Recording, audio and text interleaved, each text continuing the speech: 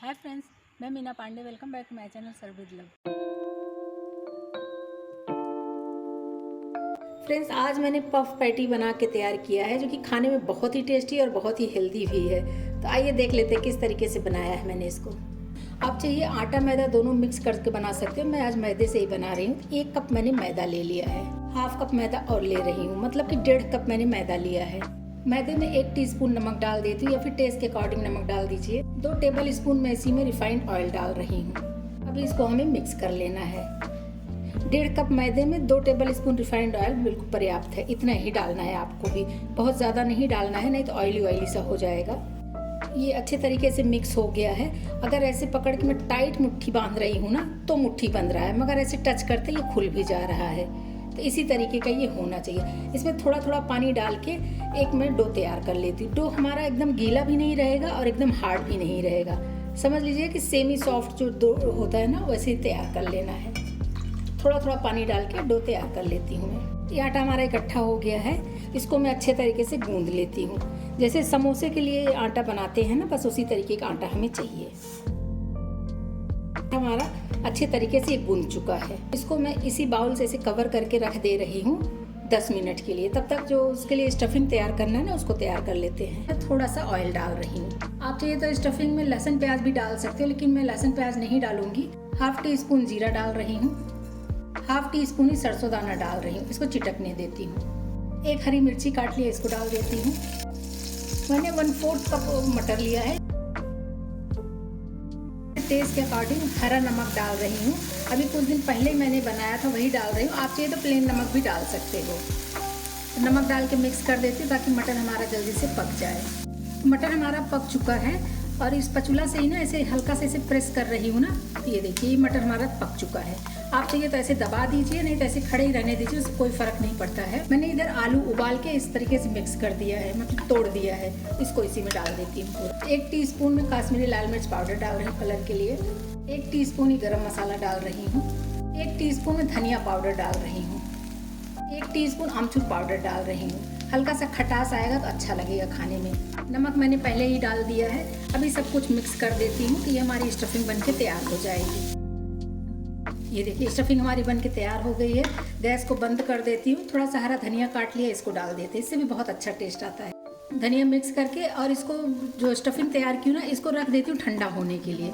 इधर मैंने 1 table spoon घी ले लिया और 1 टेबल स्पून मैदा डाल के इस तरीके का साटा बना के तैयार कर लिया है। ये साटा बनाना बहुत ज़रूरी है। इस साटा लगाने से ही उसमें परतें खुलेंगी पफ पैटी में। तो इसके लिए साटा बहुत ज़रूरी है। आटा हमारा सेट हो गया है। उसमें से हाफ आटा मैंने ले लिया है। इसके हमें 4 से 5 रोटियां बना लेनी है। मतलब चकले भर का बनाऊंगी, थोड़ा पतले पतली रोटियां बनेंगी। जैसे देखिए ये 4 पीस है ना, तो 4 रोटियां मैं बना लेती हूँ। जितनी बड़ी रोटियां बना सकते हैं, मतलब चकले भर का, तो इसमें मैदा डस्ट कर करके मैं रोटियां बना लेती हूँ। ये देखिए, मैदा डस्ट कर लिया है। इसकी पतली पतली सी रोटी बना लेते हैं। पहले 4 रोटी बना लेती हूँ, फिर मैं आपको दिखाती हूँ किस तरीके की रोटी होनी चाहिए। ये देखिए, बहुत पतली भी नहीं है और बहुत मोटी भी रोटी नहीं है। जैसे नॉर्मल रोटी होती उसी तरीके का है। इसी तरीके से 4 रोटियां मैं बेल लेती हूँ पहले, फिर मिलती हूँ आपसे। ये देखिए, 1 रोटी चकले पे है, 3 रोटियां इधर मैंने बेल लिया है। इधर जो मैंने साटा बना के तैयार किया है ना, ये साटा हमें इसी रोटी पे डालना है। चारों तरफ इस तरीके से फैला दूंगी। मैदा डस्ट कर दे रही हूँ और इसी के ऊपर ये दूसरी रोटी रख दे रही हूँ। थोड़ा सा खींच देंगे, अगर छोटी लग रही है तो इसे थोड़ा खींच देंगे ना तो ये हो जाएगा। क्योंकि मैदा होता है, अगर बेल के आप बड़ा भी कर दो ना तो अपने आप थोड़ा सा सिकुड़ सा जाता है। ये देखिए, इसको भी मैंने खींच दिया है। अभी इसके ऊपर भी यही हमें, ये देखिए साटा, इसके ऊपर भी हमें फैला देना है। इसी तरीके से एक के ऊपर एक, एक के ऊपर एक रोटियां ऐसे में फैला दूंगी और इसको भी हल्का से रब कर देंगे। ऊपर फिर ये तीसरी रोटी मैं डाल दे रही हूँ। इसको भी अच्छे तरीके से इसे खींच के बढ़ा देंगे। ऐसे प्रेस कर देंगे ना तो एयर होगा तो निकल जाएगा। इसके ऊपर भी मैं यही साटा डाल दे रही हूँ।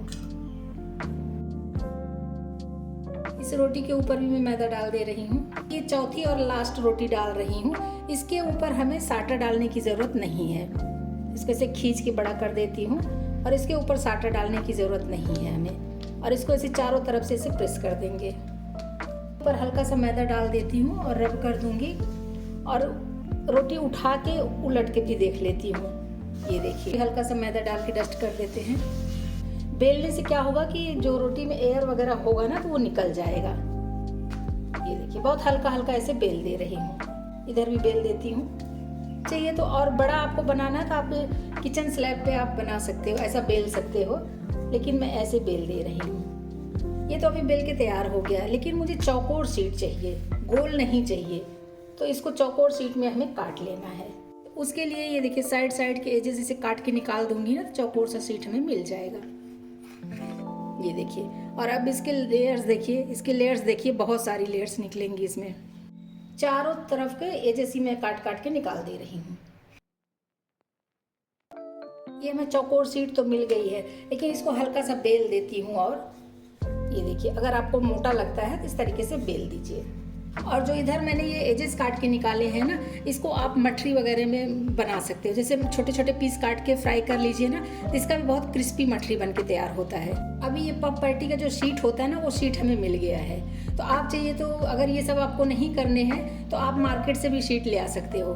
तो आप इसको जो है इस तरीके से अपने हिसाब से जितने चौड़े चौड़े आपको पफ पैटी चाहिए उतने आप काट सकते हो। ये देखिए, मैंने ये काट लिए हैं एक पीस। अभी इसमें हमें ऐसे 2 कर देने हैं। मैं दिखाती हूँ, ये देख रहे हैं ना। और इसमें बहुत सारे लेयर्स आएंगे। जब फ्राई करूँगी फिर आप देखेंगे तो बहुत अच्छे से लेयर्स इसमें खुलेंगे। तो ये तो 2 मैंने काट लिए हैं, इसको भी साइड कर देती हूँ। ये वाला पीस ऐसे देखेंगे, तीसरा जो काटूंगी वो छोटा हो जाएगा, इसके लिए मैं ऐसे रख के काट रही हूँ। मैं दिखाती हूँ, ये देखिए, इस तरीके से काट लेती हूँ ना तो बड़े अच्छे से सीट हमें मिल जाएगा। ये देखिए, इस तरीके का मुझे 5 सीट मिल गया है। इसको जब मैं स्टफ करूँगी उसके बाद हमें यहाँ पे ले आके ऐसे यहाँ पे पिंच करना है ना, क्योंकि तिकोना पफ पैटी बनाऊंगी। तो उसके लिए यहाँ बीच में हमें हल्का से ऐसे प्रेस करना है। हाथ की मदद से ऐसे कर दीजिए, जैसे मर्जी कर दीजिए, क्योंकि इसी में हमें स्टफिंग चाहिए ना, इसी में मैं स्टफिंग रखूँगी। तो ये देखिए, आलू का और मटर को इस तरीके से मैंने गोला बना दिया है, लड्डू बना दिया है, और इसी में हमें ऐसे रख देना है। इसको भी हमें जहाँ भी ऐसे मैंने निशान किया था उंगली से ना, वहीं रख देना है। इधर मैंने ब्रश लिया है और इधर पानी लिया, नॉर्मल पानी है, नल का ही पानी लिया है मैंने। इससे क्या करना है, ये जो इधर इधर पे ना हमें इस तरीके से, ये देखिए, पानी लगा देना है। इससे क्या होगा कि हमारा जो ये साइड में नहीं लगाएंगे, बीच में लगा रही हूँ, ध्यान से देख रहे हैं तो बीच में लगा रही हूँ। तो यहाँ पे आलू की जगह पे तो ये पैक हो जाएगा, लेकिन साइड साइड नहीं पैक होगा, तभी तो वो लच्छे दिखेंगे हमें, या जो उसको पैटी में लच्छे आएंगे, परतें दिखेंगी तभी तो दिखेंगी। तो इसलिए आलू के चारों तरफ हमें इस तरीके से पानी लगा देना है। और अभी इसको उठा के आलू को ऐसे हल्का सा प्रेस कर, आलू मटर को प्रेस करते हुए इसको ले आके हमें यहाँ पे ऐसे, ये देखिए, ऐसे पिंच करेंगे। और कॉर्नर मतलब जो साइड साइड है उसको छोड़ते हुए जहाँ पानी लगा है ना, वहीं पे हमें ऐसे प्रेस करना है। ये देखिए, या फिर ऐसे रख के ऐसे हाथ से ऐसे कर देते हैं। ये देखिए, इधर देख रहे हो तो ये मुंह खुला हुआ है, चारों तरफ से ये खुला हुआ है, लेकिन जहाँ आलू है उसके चारों तरफ यहाँ पैक हो गया, ये नहीं खुलेगा। तो इसीलिए इसमें पानी लगाते हैं। अभी इसको भी उठा के हमें आलू मटर को प्रेस करते हुए यहाँ पे ले आके, ये देखिए, कॉर्नर में जोड़ देना है। और आलू को हमें, आलू मटर जहाँ है ना, यहीं पे हमें प्रेस करना है। ऐसे जब प्रेस कर देंगे तो ये साइड साइड का जो खुला दिख रहा है ना, इसको भी हल्का सा प्रेस कर दूंगी, तो जब ऑयल में जाएगा तो ये इसका मुंह खुल जाएगा, लेकिन जो आलू मटर स्टफ है ना, ये नहीं खुलेगा। ये देखिए, 2 मैंने तैयार कर लिया। आप चाहिए तो आलू रखने के बाद पानी लगाइए, या पहले भी पानी आप लगा सकते हो। ब्रश में पानी ले लिया, ये देखिए, इधर चारों तरफ ऐसे लगा दिया है पानी। अभी बीच में आलू रख दूंगी, लेकिन साइड साइड में पानी नहीं लगाना है। और स्टफिंग भी हमें बहुत ज़्यादा नहीं भर के डालना है।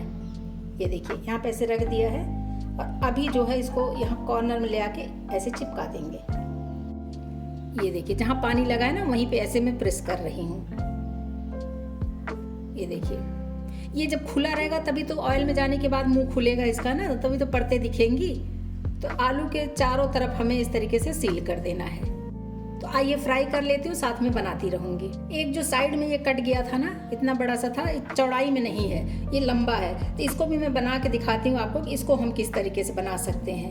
देख रहे हैं ना, बीच में हल्का सा प्रेस कर दिया है और वहीं पे ये मैं ऐसे पानी लगा दे रही हूँ। और वहीं बीच में ये आलू का मसाला जो बना लिया इसको रख देती हूँ। हाथ से मसाला उठा रहे हैं इसलिए हाथ धोना भी ज़रूरी है, नहीं तो ऊपर लग जाएगा तो अच्छा नहीं लगेगा ना, इसके लिए बस इसको उठा के हमें ये देखिए यहाँ पे ले आके कर देना है और इसको हमें यहाँ पे ऐसे प्रेस कर देना है। तो ये आपका चौकोर टाइप का ये पैटी तैयार हो गया है, देख रहे हैं। और जहाँ आलू मटर भरी हूँ वहाँ चारों तरफ हमें चिपका देना है। दोनों तरीके से आप बना सकते हो, चाहे छोटा छोटा आपको बनाना ऐसे बना लीजिए या फिर जैसे मैंने तिकोना वाला बनाया ऐसे बना लीजिए। कढ़ाई में तेल डाल के रख दिया है, अभी एक एक पैटी मैं ऐसे डाल देती हूँ। बहुत ज़्यादा गर्म तेल नहीं चाहिए, पैटी डाल दिया तो उसमें हल्के से बुलबुले आ रहे हैं, बस इसी तरीके का गर्म तेल हमें चाहिए। बस एक एक पैटी जैसे डाल दे रही हूँ। कढ़ाई में जितना जगह है उतना मैं डाल देती हूँ। जैसे समोसा फ्राई करते हैं बस उसी तरीके से इसको फ्राई करना है। एक बार मैं पलट के चेक कर लेती हूँ। मैं आपको दिखाती हूँ, देख रहे हैं इसकी कितनी अच्छी लेयर्स खुल रही हैं। वाओ, बहुत ही शानदार लेयर्स खुल रही हैं फ्रेंड्स। इसी तरीके से ये खुलेगा और बहुत ही शानदार बन के तैयार होगा। वाओ, ये देखिए तीनों मैं इस तरीके से घुमा दी हूँ, देख रहे हैं इसके लेयर्स कैसे खुल रहे हैं। बस गैस को अभी मैं मीडियम टू स्लो पे रखती हूँ, क्योंकि अभी तक स्लो पे रखा था गैस को। बस इसको उलट पलट के मैं गोल्डन क्रिस्पी करके पका लूँगी। जैसे मार्केट में मिलता है, बेकरी पे मिलता है ना, उसी तरीके का ये बन के तैयार होगा। बहुत ही शानदार बनेगा। ये देखिए एक बार मैंने फिर से पलट दिया, देख रहे हैं कितना गोल्डन कलर आ रहा है। फ्रेंड्स, इसी तरीके की अमेजिंग सी वीडियो देखने के लिए चैनल को सब्सक्राइब करें, साथ में लगा हुआ बेल आइकन ज़रूर दबा दें, ताकि जब कभी भी वीडियो अपलोड करूँ तो सबसे पहले नोटिफिकेशन आप लोगों को मिले। इसी तरीके की इंटरेस्टिंग सी वीडियो लेकर मैं आती रहती हूँ। वाओ, ये देखिए कितने ढेर सारे इसमें लेयर्स खुल रहे हैं फ्रेंड्स, देख रहे हैं। देख के मुंह में पानी आ रहा है। एक साथ में चाय मिल जाए, बस पैटी चाय खा के एकदम मस्त हो जाएंगे।